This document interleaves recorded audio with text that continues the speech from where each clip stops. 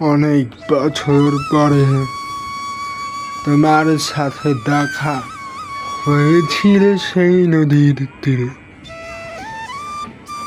যেখানে আমি আজ যাই তোমার দেখা পাওয়ার জন্য। তুমি এসেছিলে সেই নদীর তীর থেকে, যেখানে আমি আমার মৃত্যুর কাব্য রচনা করি।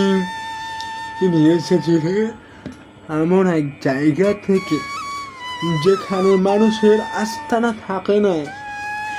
তুমি এসেছিলে এমন এক বাড়ির ঘর থেকে যেখানে সৃষ্টি হয় নতুন সৃষ্টিকর্ম।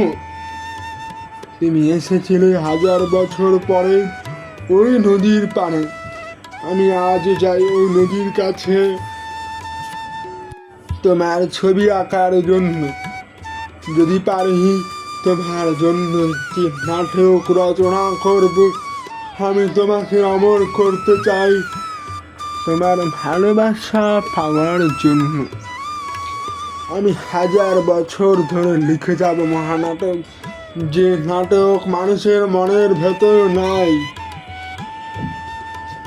আমি আবার জন্মতে চাই তোমার জন্য।